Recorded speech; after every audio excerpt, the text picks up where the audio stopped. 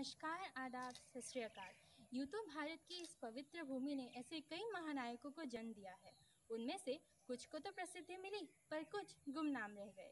ऐसे ही गुमनाम कड़ी के एक महत्वपूर्ण नाम है बीरबला कनकलता बरुआ का, जिन्होंने अंग्रेजों भारत छोड़ो आंदोलन के दौरान एक पुलिस थाने पे राष्ट्रध्वज फहराते समय मात्र 17 साल की उम्र में अपने प्राणों का बलिदान दिया। बीरबला कनकलता बरुआ का जन्म असम के विश्वनाथ जिले के गौपुर कस्बे में 22 दिसंबर 1924 को हुआ।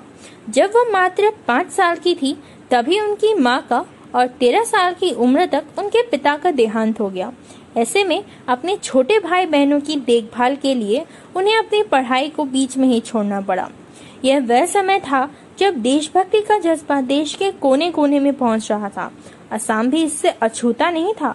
बीरबला कनकलता ने सुभाष चंद्र बोस की आजाद हिंद फौज से जुड़ने की कोशिश की, पर कम उम्र के कारण उन्हें मना कर दिया गया। 1942 के अंग्रेजों भारत छोड़ो आंदोलन के दौरान असम के कई क्षेत्रों में मृत्यु वाहिनी दस्ते का गठन हुआ, जिसमें कनकलता ने भी भाग लिया। 20 सितंबर 1942 को कनकलता और उनकी टोली को गौपुर सब डिवीजन के पुलिस स्टेशन पर ब्रिटिश झंडे को हटाकर राष्ट्रीय झंडा फहराने का निर्देश दिया गया।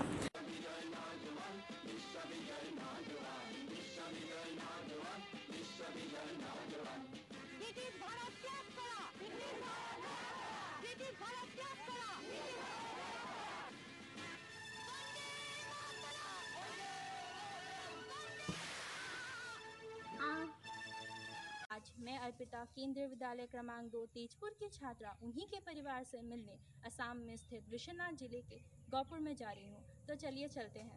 अभी मैं बीरबला कनकलता बरुआ के घर के बाहर खड़ी हूँ और उनके परिवार से मिलकर और कुछ उनके बारे में जानने और समझने की कोशिश करती हूँ। तो चलिए चलते हैं। तो अभी मैं शहीद कनकलता बरुआ के छोटे भाई श्री कालीचरण बरुआ के साथ बैठी हूँ। तो आइए उनके बारे में जानते हैं। नमस्कार कका, আপুনি কওকচোন, আপুনি মানে কিমান তেখেতৰ কথা মনত আছে?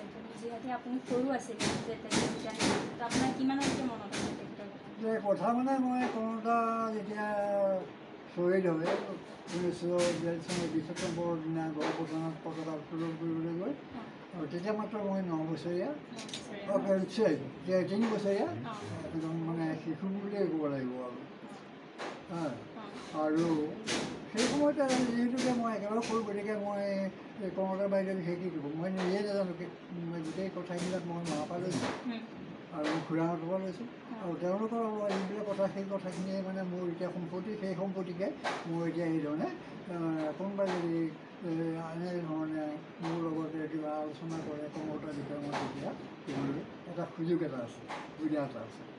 আপুনি মোক ক'ব বিচাৰিব নেকি, যিহেতু তেখেত বহুত সৰু আছিল, অকল 17 বছৰ আছিলে, তো তেনেকুৱাত মানে ইমান উৎসাহটো ক'ব পালে যে তেখেত ইমান সৰু বছৰতে তেনেকৈ?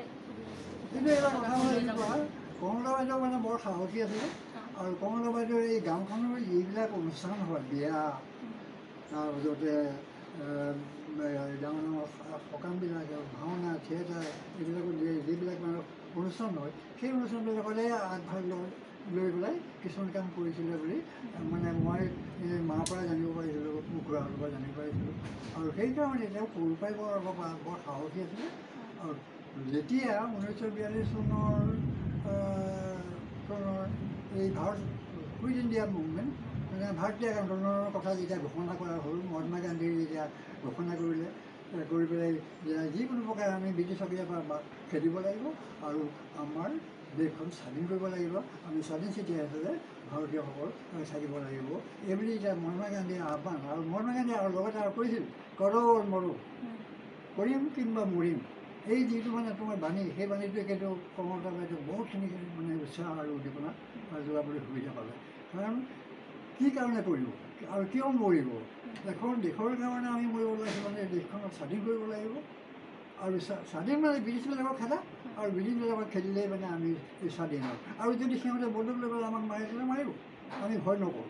গতিকে এই দুটাই পং লৈ পেলাই কনকলতা বাইদেৱে বিশেষকৈ ট্ৰেইনিং লৈছিলে, আৰু ট্ৰেইনিঙত তেওঁ যে মুক্তিযুদ্ধৰ সেনানী হৈছিল, তাত তেওঁ মৃত্যু বাহিনীত নামভৰ্তি কৰিছিল, ছুইচাইড স্কোৱাড। তাত তেওঁৰ নাম ভৰ্তি কৰিলে আৰু কৰি পেলাই তেওঁ হাতত পতাকা এখন লৈ পেলাই তেওঁ মানে একেবাৰে আগত আৰু ডাঙৰ পতাকা এখন লৈ পেলাই থানাৰ ভিতৰত সোমাবলৈ আগবাঢ়ি আছিল একেবাৰে 1 নম্বৰতে। আৰু এতিয়া থানাত পুলিচবিলাকে বাধা দিলে, বাধা দিয়া স্বত্তেও বন্দুক পৰাই থকাতেও বন্দুক বাওঁ হাতেৰে ঠেলা মাৰি পেলাই সোঁ হাতত পতাকা লৈ বন্দে মাতৰম বুলি কৈ ভিতৰত সোমাই যাওঁতেই বেনেল লগাই পেলাই বেনেল লৈ পেলাই কৰ্ণতাক গুলি কৰিছিলে। আৰু সেইকাৰণেই কৰ্ণতাক অসমৰ নালাগে গোটেই ভাৰতবৰ্ষৰ মানে বিশেষকৈ এগৰাকী মহান শ্বহীদ বুলি তেওঁ স্বীকৃতি পাইছে। একেবাৰে কনিষ্ঠতম মানে তোৰ শ্বহীদ মহিলাসকলৰ। আৰু আমিও মানে সেইকাৰণে বৰ গৌৰৱ যে কৰ্ণতাৰ ঘৰখনত যে মই জন্মগ্ৰহণ কৰি পেলাই কৰ্ণতাক যে সেৱা কৰিবৰ কাৰণে সুবিধা পাইছোঁ। তেওঁ স্মৃতিবিলাক যে মই এই ধৰণে ৰাইজৰ আগতে মই বিলাব পাৰিছোঁ, ক'ব পাৰিছোঁ, সেইকাৰণে মই নিজেও বৰ গৌৰৱ পাইছোঁ।